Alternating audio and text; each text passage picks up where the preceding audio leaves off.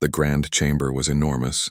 6 different alien species sat in a circle, their seats floating high above the crystal floor. Colored lights danced across the walls. The air smelled strange, like metal and flowers mixed together. This was the Galactic Council, and they were talking about Earth. Council Prime Veltora stood in the center. His body looked like a giant mantis, all sharp angles and shining green armor. His 4 eyes scanned the room. Each eye looked at a different council member. He raised one blade-like arm and the room went quiet. "We are here to discuss the human problem," Veltora said. His voice came out like clicking sounds, but the translator made it sound normal. "They refuse to obey our laws. They refuse to give up their colony worlds. This cannot continue." Dr. Hana Yoon stood in a small glass box below the council seats. She was the only human in the room. Her black hair was tied back tight. Her hands were clenched at her sides. She had been trying to speak for 3 hours, but they kept ignoring her. "The humans are young," said Council Member Threxus. He looked like a floating jellyfish made of blue light. "Only 2,000 years of recorded history. They barely left their homeworld 50 years ago. They are children playing with toys." "Dangerous children," added Council Member Rax. She had scales like a snake and 6 arms. "They fight each other constantly. Even now their planet has 20 different governments. How can such divided beings pose a real threat?" Velora clicked his approval. "My analysts have studied their military. Let me show you what we found." A hologram appeared in the center of the room. It showed Earth's defense network.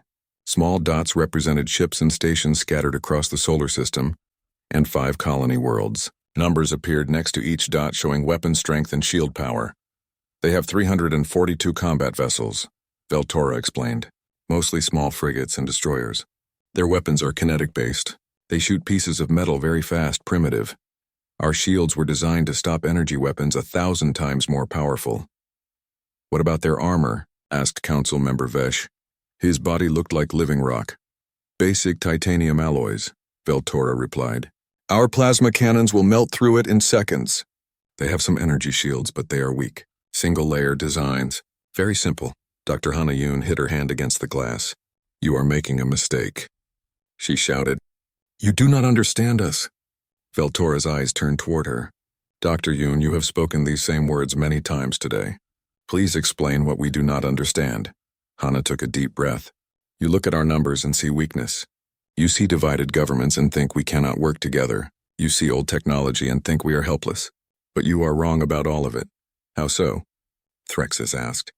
He sounded amused. "Humans have been at war for our entire history," Hana said. Her voice was steady now, strong. "Not just with each other. With our planet. With disease. With nature itself. Earth tried to kill us 100 different ways, and we survived every single one. We learned. We adapted. We became very, very good at fighting." Rax laughed. It sounded like wind chimes breaking. "We have conquered 47 species, Doctor. We have seen war. We know what real military power looks like. Your people do not have it. Then why are you sending 900 ships?" Hana asked. "If we are so weak, why send such a large fleet?" The room went quiet for a moment. Veltora clicked his mandibles together slowly. "To make sure there is no mistake. To show the galaxy that council law cannot be broken. When we are finished, Earth will serve as a lesson to all young species who think they can defy us. You are attacking our home," Hana said quietly. "Our families. Our children. Do you know what humans do when you threaten their children?" "They surrender," Veltora said flatly. "Like the other 47 species did. Our simulation models show that human resistance will collapse within 6 to 8 hours of fleet arrival. Your government will beg for mercy within the first day. We will grant it, of course. But Earth will lose its independence. Your colonies will be given to species who follow our rules." "I am giving you one last warning," Hana said. She pressed both hands against the glass now. Her eyes were hard. "Turn your fleet around. Do not come to our system. You will regret it." Threxus made a bubbling sound that meant laughter. "Is that a threat, Doctor? Are you threatening the Galactic Council?" "No," Hana replied. "It is a promise. You think you know war. You do not. None of you do. You conquered 47 species who evolved on peaceful worlds. But humans evolved on a death world. Every generation had to fight just to survive. It made us into something different. Something you have never faced before." Veltora waved a blade arm. "Enough. This debate is over. The council has voted. Our fleet will jump to human space in 1 hour. They will arrive at Earth's outer defense line in 14 hours. You should use that time to contact your government and tell them to surrender. Many lives will be saved if they do. They will not surrender, Hana said. Then they will die, Rax replied simply. I am sorry, Dr. Yoon, I actually like humans. You make good music, beautiful art, but you should have followed the rules. The other council members made sounds of agreement. Veltora touched a control panel. This session is finished. Dr. Yoon, you are dismissed. Return to your embassy and contact your leaders. Tell them what is coming.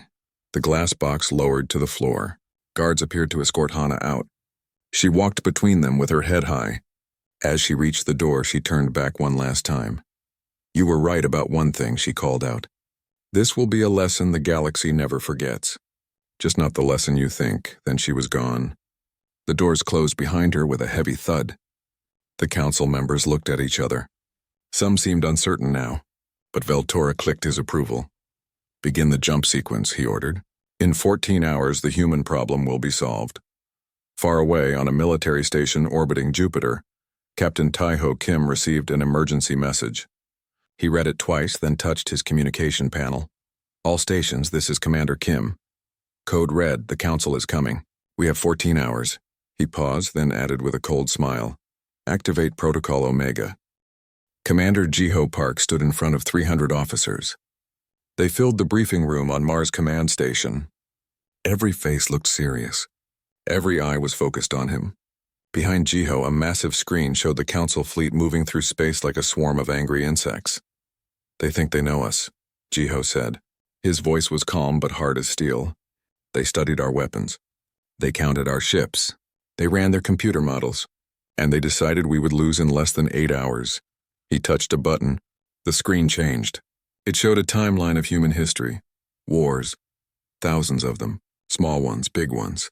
Wars that killed millions. Wars that nearly ended everything. Here is what they do not understand, Jiho continued. Every species in the galaxy has war in their past. They all fought sometimes. But then they joined the council and they stopped. They forgot how to fight. They forgot what war really means, he pointed at the screen. We never forgot. We never stopped. For 300,000 years, humans have been practicing war. We made it into an art, a science, a game. Every child plays battle games. Every nation studies ancient fights. We write books about war, make movies about war. We dream about war. Lieutenant Yuna Choi stood up from her seat. She was young, maybe 25, with short black hair and sharp eyes. Sir, permission to show them the real arsenal? Jiho nodded. Go ahead, Lieutenant. Yuna walked to the front. She was smiling now. It was not a nice smile. She touched the controls and the screen changed again. This time it showed weapons. Lots of weapons. Weapons the Council had never seen. They think our railguns are primitive, Yuna said. They are right. They are primitive. They are just metal rods shot very fast using magnets. No fancy energy weapons. No plasma, no lasers. Just simple physics. She pulled up a video. It showed a test firing. A single tungsten rod no bigger than a telephone pole shot out from a railgun. It hit a target shield, the same kind of shield the Council used. The shield flashed bright blue, trying to stop the rod. But the rod just punched through like the shield was not even there. Then it hit the armor behind the shield. The armor exploded. The whole test station shook. The Council shields stop energy, Yuna explained. They redirect it, absorb it. Very clever technology. But kinetic weapons do not care about that. Mass times velocity equals force. Simple math. And our rods move at 3% of light speed. One of the officers in the back raised his hand. What about their numbers? They have 900 ships. We only have 300. Yuna's smile got bigger. They have 900 ships. We have 300 ships. But we also have something else. Computer, show Project Swarm. The screen filled with tiny dots. Thousands of them. Millions. They moved together like a school of fish turning and spinning in perfect coordination. These are microfighters, Yuna said. Each one is only 2 meters long. Too small for big ship weapons to hit easily. Each one has a small explosive charge and basic AI brain. They work together. They think together. And we have 50 million of them hidden across the solar system. The room went very quiet. Even Jiho looked impressed, and he had helped plan this. How? Someone asked. How did we build so many? Automated factories on the asteroid belt, Yuna answered. We have been building them for 5 years. The council thought our mining stations were just digging up rocks. They were wrong. We were making an army. Engineer Do-Yun Lee stood up next. He was older, maybe 50, with gray hair and tired eyes. He looked like someone's kind grandfather, but his eyes were cold. Let me tell you about our ships, Do-Hyun said. The council thinks they know our fleet. They scanned every vessel. They know how many weapons each ship carries. What they do not know is that every single human ship is a weapon. He showed pictures of cargo vessels, big, slow, ugly ships that carried supplies between colonies. These are rated for civilian use. No weapons listed, but inside each one is a hidden arsenal. 20 railgun turrets that pop out when needed. Missile bays disguised as cargo holds. And the best part? The council never scanned inside because they thought these ships were not dangerous. More pictures appeared. Science vessels, medical ships, even passenger liners. Every single one has hidden weapons. Every captain knows how to fight. Every crew has military training. Because in space, anything can be a weapon if you are creative enough. Do-Hyun pulled up one more image. It showed a basic cargo ship. This vessel weighs 50,000 tons. Now imagine we accelerate it to 10% of light speed and point it at an enemy ship. The kinetic energy release would be like a nuclear bomb. We turn cargo ships into missiles. That is suicide, an officer said. That is why we use automation, Do-Hyun replied. No crew needed. Just a simple AI pilot and a lot of fuel. The council has big, expensive dreadnought ships. We have cheap cargo haulers that we can turn into planet killers. Admiral Min Ji-han walked into the room. Everyone stood up immediately. She waved them down. Minji was 53 years old. She had fought in the colony wars. She had gray streaks in her black hair and a scar across her left cheek. Her uniform was perfectly neat. Her expression was ice cold. Sit down, she said quietly. But when Minji spoke quietly, people listened. She walked to the front and looked at every face in the room. I have been reading council military history, she said.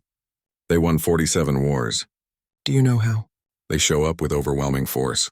The enemy sees how many ships they have and surrenders. Very clean, very efficient. Almost no fighting. Minji touched the screen. It showed council battles. They were all the same. Big fleet arrives.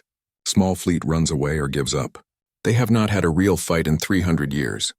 They forgot what happens when the enemy does not run. When the enemy fights back hard. When the enemy would rather die than surrender. She looked directly at Commander Jiho. Send the message. Protocol Omega is active. Every ship. Every station. Every weapon. We use everything. Yes, Admiral, Jiho said. Minji turned back to the room. They are coming to our home. They think we will break easily because we are young, because our weapons look simple, because we are divided into different nations and governments. She paused. Her voice got harder. But they forgot something important. Yes, Earth has 20 different governments, but you know what brings humans together faster than anything else? A common enemy. Someone threatening our families, our children, our home. She touched the screen one last time. It showed Earth, beautiful blue and green, floating in space.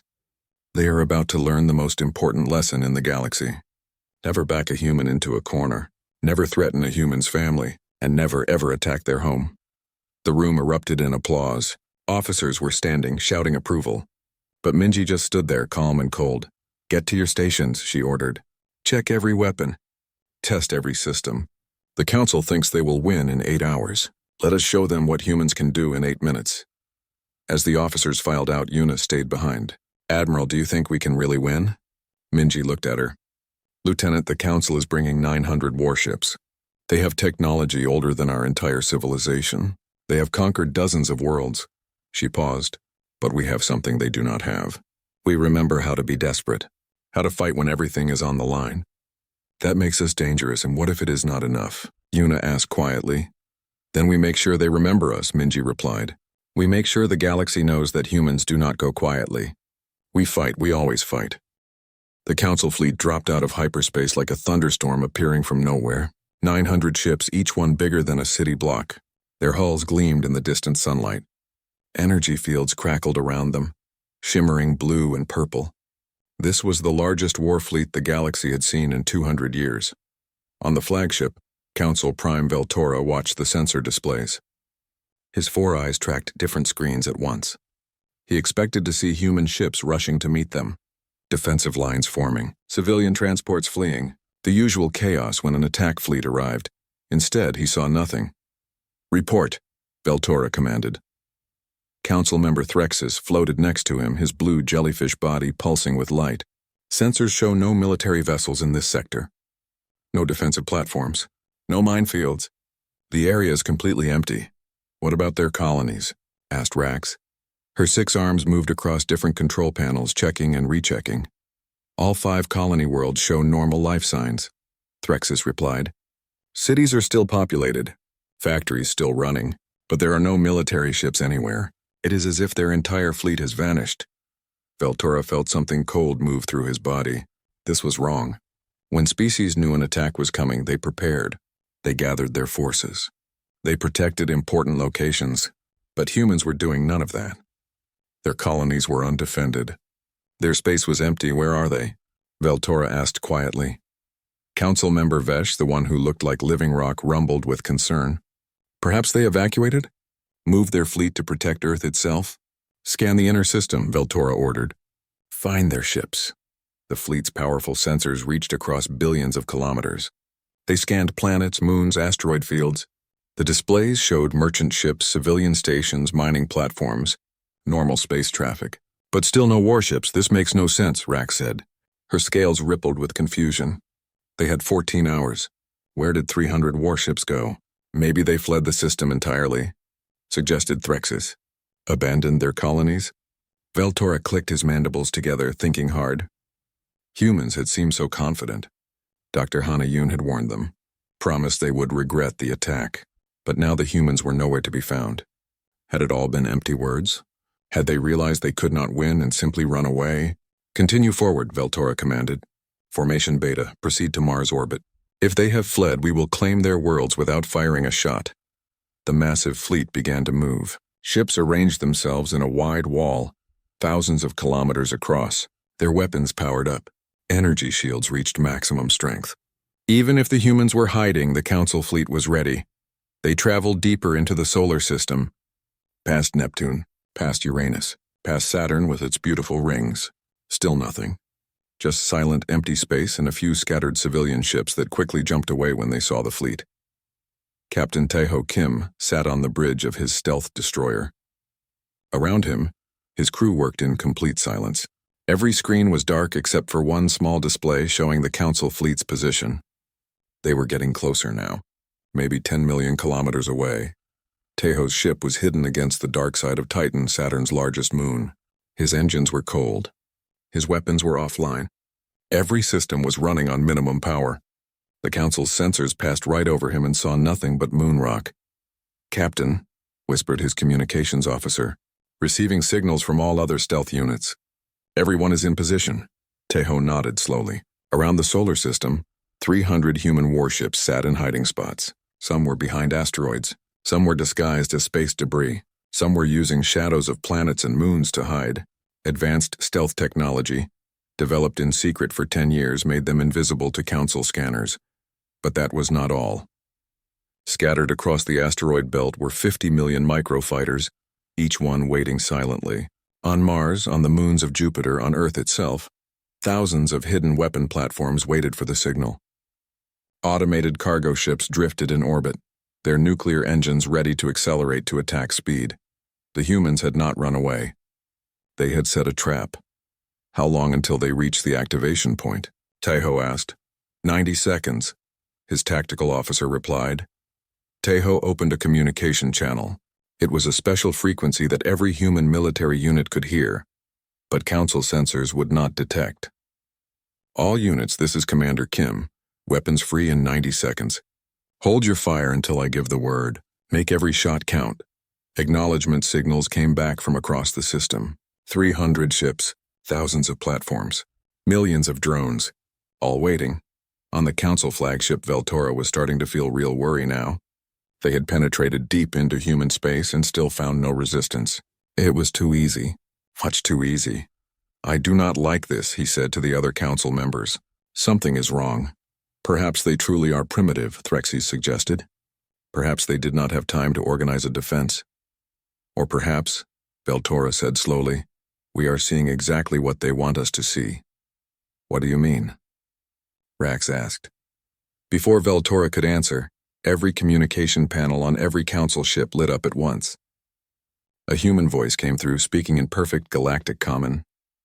It was calm, cold, dangerous. Council Fleet, this is Captain Tai-Ho Kim of the Earth Defense Force. You came to our home. You threatened our families. You gave us 14 hours warning. Veltora felt ice run through his body. That voice. It was too confident. Too calm. We only needed 12 hours to prepare, Tai-Ho continued. You have 2 minutes to turn around and leave.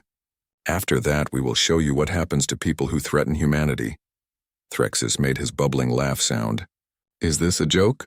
We have 900 ships. Where is your fleet, human? Are you calling from Earth? Hiding behind your planet? I am 3,000 kilometers from your flagship, Tai-Ho replied. I have been watching you for the past hour, but your sensors are not good enough to see me. Veltora slammed a blade arm on his command panel. Find him! Scan everything. Maximum power. The council ship's sensors went to full strength. Energy waves swept across space, and suddenly the displays began to light up. 1 contact, then 10, then 100. Then thousands, contacts appearing everywhere, screamed the sensor officer. They were hiding. All around us. We flew right into the middle of them. The display showed the true picture now. The council fleet was surrounded. Human ships were behind asteroids, below them, above them. Weapon platforms appeared from what had looked like space junk.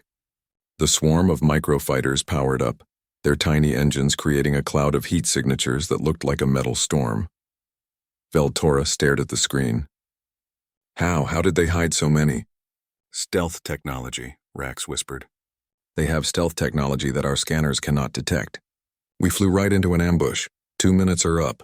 Tai-Ho's voice came back. You chose war. Now you will learn what humans do to those who threaten their home. There was a pause. Just 1 second of silence. Then Tai-Ho's voice again, but this time it was not calm. It was hard as diamond. Cold as space itself. All units. Fire. Space lit up like a newborn star. Railguns fired from every direction. Tungsten rods, each one weighing several tons, accelerated to 3% of light speed. They crossed the distance to the council fleet in seconds. The council's energy shields flashed bright as they tried to stop the kinetic rounds, but the shields were designed for energy weapons. The metal rods punched through like the shields were made of paper. The first council ship to die was a cruiser on the fleet's edge. 3 railgun shots hit it in the same second. The first shot collapsed its shield. The second shot tore through its hull. The third shot hit its reactor. The ship exploded in a ball of white fire. Then another ship died, and another, and another. The railguns fired again and again. The council fleet tried to return fire, but they could not find targets. Human ships fired and then moved, their stealth systems hiding them again before the council could shoot back. All ships. Return fire! Defensive formation, Veltora screamed. But his orders were lost in the chaos. Council ships were exploding faster than he could count. The council fleet tried to reform. Captains screamed orders. Ships moved to cover each other. Energy weapons fired wildly into space, hoping to hit something. But the human ships were ghosts. They appeared, fired, and vanished back into the darkness. Commander Jiho Park watched from Mars Command Center. His screens showed the battle in real time. Each blue dot was a council ship. Each red dot was a human unit. The blue dots were disappearing fast. Launch the swarm, Jiho ordered calmly. Across the asteroid belt, 50 million microfighters activated at once. Each one was only 2 meters long. A simple metal tube with an engine, a small explosive charge, and a basic AI brain. Alone they were weak. Together they were a nightmare. The swarm moved as one living thing. A massive cloud of metal insects that flew toward the council fleet at incredible speed. Each fighter zigzagged randomly, making it impossible for targeting computers to track them. There were simply too many. What are those? Veltora screamed on the council flagship. His sensors showed millions of new contacts approaching fast. Unknown small craft, his tactical officer replied. Too many to count. They are coming from all directions. Point defense. Shoot them down, Veltora ordered. The council ships opened fire with their small defensive weapons. Lasers and plasma bolts filled space, destroying hundreds of the tiny fighters. But for every one that exploded, 1,000 more kept coming. The council ships could not shoot fast enough. The first wave of microfighters reached a council destroyer. They did not try to dogfight or shoot weapons. Instead, they just flew straight at the ship's hull. The destroyer's point defense managed to hit most of them, but 50 got through. They attached themselves to the ship's armor like metal leeches. Then they exploded. 50 small explosions seemed like nothing compared to the size of the destroyer. But the microfighters were smart. They had targeted specific weak points: sensor arrays, weapon mounts, engine exhausts. The destroyer did not explode. It just went dark. Dead in space, disabled, then more waves hit more ships. The Council fleet was trying to shoot down millions of targets while also fighting the human warships. It was impossible. Ships started going dark everywhere. Lieutenant Yuna Choi sat in the cockpit of her stealth frigate. She smiled as she watched the chaos. "Target that carrier," she told her weapons officer. "The big one on the left." Her ship appeared from nowhere, suddenly visible right behind the Council carrier. Before the carrier could react, Yuna's ship fired a full spread of missiles. 8 nuclear-tipped torpedoes slammed into the carrier's engines. The explosions tore the ship apart from the inside. Diving back into stealth, Yuna ordered. Her ship disappeared again before any Council vessel could lock weapons on her position. This was happening everywhere. Human frigates appeared, fired, and vanished. The Council could not track them, could not predict where they would strike next. It was like fighting shadows. Engineer Do-Hyun Lee activated his part of the plan from Earth Defense Command. "Release the cargo ships," he ordered quietly. Across the solar system, 200 automated cargo haulers came to life. These were old ships, ugly ships. Some were barely holding together. But each one had a full load of nuclear fuel and a simple AI pilot program. The cargo ships accelerated toward the Council fleet. Not fast at first, but they kept accelerating. Faster and faster. Their engines burned at maximum power, far beyond safe limits. Some engines exploded, destroying those ships. But most kept going. The Council fleet detected them. Veltora saw 200 massive ships approaching on a collision course. "Destroy those vessels. Do not let them get close."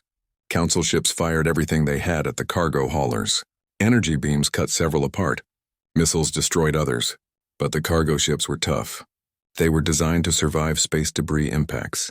They could take a lot of damage before stopping. One cargo ship reached a Council cruiser traveling at 10% of light speed. The kinetic energy of the impact was like a small star exploding. Both ships vaporized instantly. The explosion damaged 2 other Council vessels nearby. "They are using their cargo ships as missiles," Rex shouted in horror. "They are sacrificing their own vessels." "They are not sacrificing anything," Threxus said quietly. His blue light was pulsing with fear. "Those ships are automated, no crews. They turned cargo haulers into kinetic weapons." Another cargo ship hit, then another. Each impact destroyed not just the target, but damaged everything nearby. The Council fleet was trying to stop them, but it was hard to hit something moving so fast. And while they focused on the cargo ships, the human warships kept firing. The microfighters kept swarming. The Council was fighting on 4 fronts at once. Admiral Minji Han stood on the bridge of Earth's largest battleship, the Defender. She watched the battle reports come in. The Council had started with 900 ships. They were down to 600 now. Less than 4 minutes had passed since the battle began. "The Council dreadnoughts are moving forward," her tactical officer reported. 3 of them. "They are targeting Mars and the Moon." Minji nodded slowly. She had expected this. The dreadnoughts were the Council's biggest weapons. Ships so large they could destroy entire planets. Each one carried enough firepower to level a city with a single shot. The Council was bringing them forward to change the battle. "Target the lead dreadnought," Minji ordered. "Prepare the hammer." "Yes, Admiral." The hammer was humanity's secret weapon, an experimental ship that had cost more money than a small country. It looked like a cargo hauler from the outside, but inside it was pure engine, the most powerful fusion drive ever built. And it was already accelerating. The hammer ship was not even close to the battle. It had started its run 30 minutes ago from Earth orbit. It had been accelerating the whole time. By now it was moving at 30% of light speed, and it was aimed directly at the lead Council dreadnought. The dreadnought was enormous, 5 kilometers long, armor 100 meters thick, shields that could stop anything. It was considered invincible. Every species that faced one had surrendered rather than fight it. But the Council had never faced relativistic kinetic weapons before. The hammer ship hit the dreadnought head-on. At 30% of light speed, mass did not matter much. Physics did. The energy release was like a sun's core. The dreadnought's shields flashed for a millisecond, then failed. The armor held for another microsecond. Then the entire dreadnought, all 5 kilometers of it, simply ceased to exist. The explosion was so bright that every ship in the area had to close their viewing ports or be blinded. The energy wave washed over the Council fleet, disrupting shields and sensors. Several ships too close to the blast were destroyed by debris moving at incredible speeds. On the Council flagship, Veltora stared at the empty space where the dreadnought had been. "That is impossible," he whispered. "Nothing can destroy a dreadnought." "They just did," Rax replied. Her voice sounded dead. "They turned a simple cargo ship into a relativistic projectile. That is not advanced technology. That is basic physics used in the most brutal way possible." "The second dreadnought is retreating," the tactical officer reported. "The third is requesting permission to withdraw." Veltora looked at his tactical display. When the battle started, he had 900 ships. Now he had less than 400. And it had been 7 minutes. 7 minutes of continuous fighting. Human ships were everywhere. The swarm was still attacking. More cargo ships were accelerating toward his fleet. He looked at the casualty numbers. 6,000 Council soldiers dead. Hundreds of ships destroyed. And for what? They had barely touched the human forces. The few human ships they had managed to hit were small frigates and destroyers. The human battle line had not even been damaged. "How?" Veltora asked quietly. "How are we losing?" "We have superior numbers. Superior technology. How?" Council member Vesh, the rock-like being, answered in his deep rumble. "We have better energy weapons, better shields, better sensors. But they are not using the technology we expected. They are using kinetic weapons, stealth, suicide tactics, things we considered primitive. But primitive does not mean weak." Threxus pulsed with dim light. "They fight like nothing we have seen before. They do not try to match us in energy weapons. They use different tactics. They turn everything into a weapon. They sacrifice resources we would never waste. They fight like they are willing to lose everything to win." "Because they are," Rax said. "We came to conquer their home. They are fighting for survival, for their families, for their world. That makes them more dangerous than any technology." An explosion rocked the flagship. The shields were failing. A swarm of microfighters had attached themselves to the hull. "We cannot win this," Velora said quietly. It was hard to admit. The Council had never lost before. But the truth was clear. "Signal all ships. Full retreat. Maximum speed, sir." His tactical officer looked shocked. "Do it now," Veltora screamed. "Before they kill us all." The Council fleet stopped firing. One by one, their weapons went dark. The remaining ships turned away from the battle, preparing to retreat. On the flagship, Veltora opened a communication channel that every human vessel could hear. "We surrender," he said. The words felt like poison in his mouth. "Cease fire. We are withdrawing from your system." Captain Taiho Kim sat back in his chair. Around him, his crew waited. They could keep fighting. They could destroy every single Council ship. But that was not the point. The point was to send a message. "All units cease fire," Taiho ordered. "Let them go, but follow them to the edge of the system. Make sure they leave." Across the solar system, human ships stopped shooting. The swarm of microfighters pulled back. The automated cargo ships changed course. But the human fleet did not disappear. They stayed visible now, surrounding the Council ships on all sides. A clear threat. Leave or die. Veltora looked at his tactical display. He had started with 900 ships. Now he had 127. In 9 minutes and 33 seconds, the humans had destroyed nearly 80% of his fleet. The most powerful war fleet in Council history, beaten by a species that barely knew how to leave their own planet. "How many human ships did we destroy?" he asked quietly. His tactical officer checked the screens. 14 Council Prime. All of them were small frigates or automated vessels. Their main battle fleet is still intact, 14 ships. They had lost nearly 800 vessels, and they had managed to destroy only 14 human ships. It was not a battle. It was a massacre. And they were the victims. Admiral Minji Han stood on the bridge of the Defender. She watched the Council fleet limp toward the edge of the solar system. Her face showed no emotion, but inside she felt relief. They had won. Earth was safe. But the cost had been enormous in weapons and resources, and the galaxy would never be the same. "Admiral," her communications officer said, "we are receiving a message from Dr. Hana Yoon. She is still at the Council Embassy. She wants to speak with you." "Put her through," Minji replied. Hana's face appeared on the screen. She looked tired, but her eyes were bright. "Admiral Han, well done." "The Council is in shock. They cannot believe what happened." "Did you know we would win?" Minji asked. "No," Hana admitted. "I hoped. I believed in our people, but I did not know for certain." "No one did. We bet everything on this plan." Minji nodded slowly. "What happens now?" "Now the galaxy learns what humans really are," Hana replied, "and the Council decides what to do about it." The Council fleet reached the edge of the solar system. Captain Taiho Kim opened one final communication channel. This time he broadcast on every frequency. Every ship in the galaxy could hear this message. Every Council world. Every species under Council rule. Everyone would know what happened here.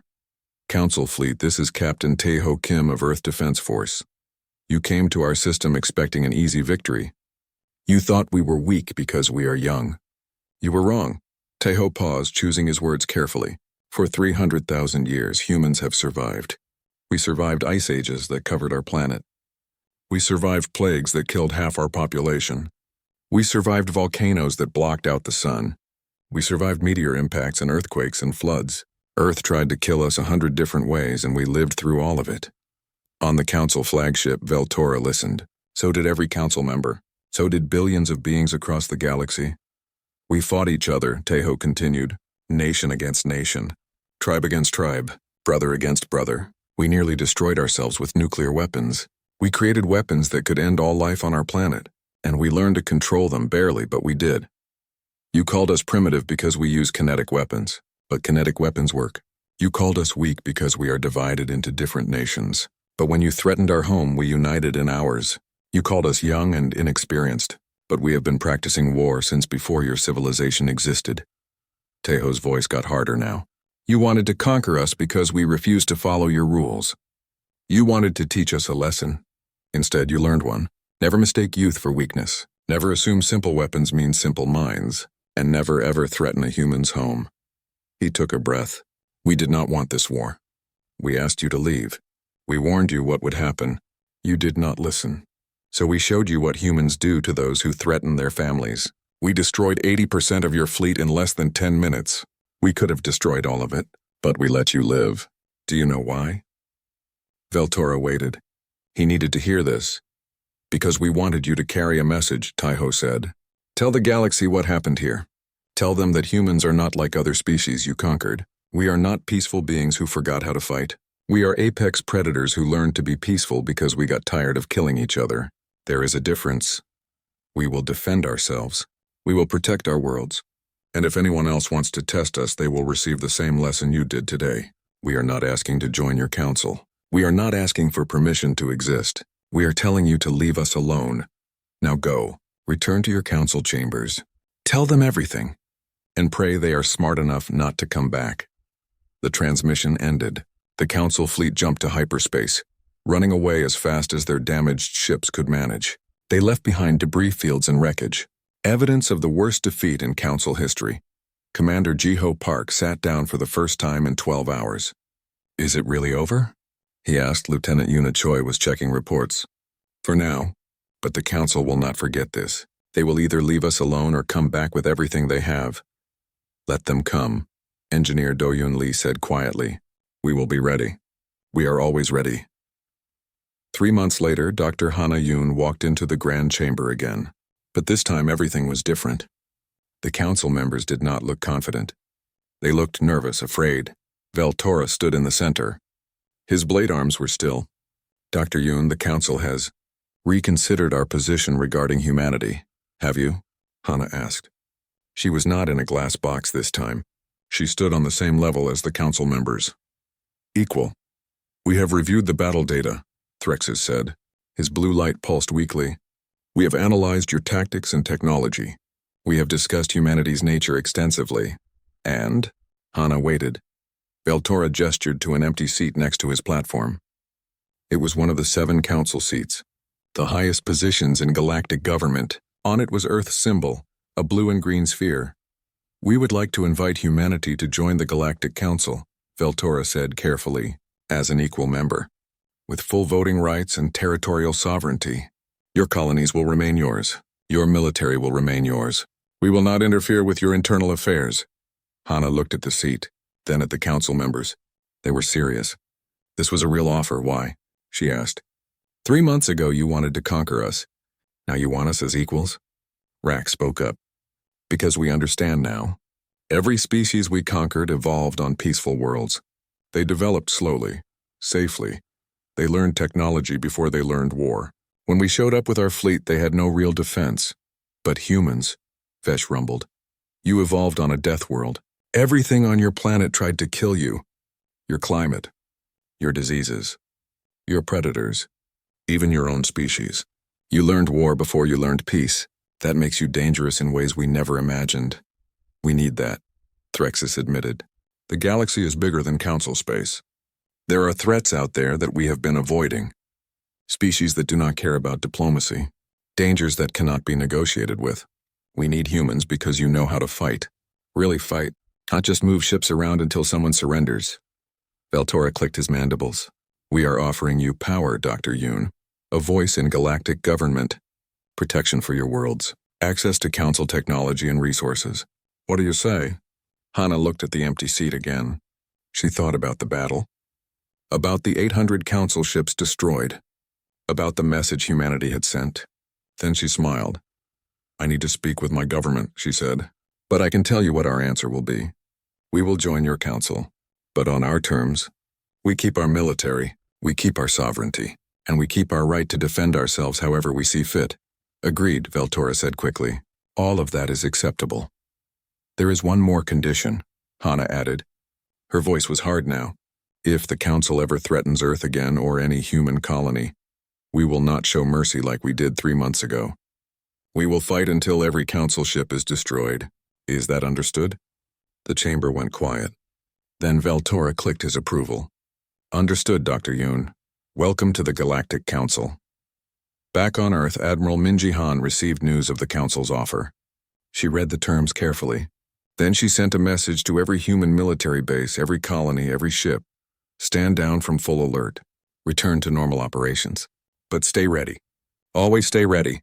We won this time because they underestimated us. That will not happen again. From now on, the galaxy knows what we are. They know we are dangerous. And that is exactly what we want them to think."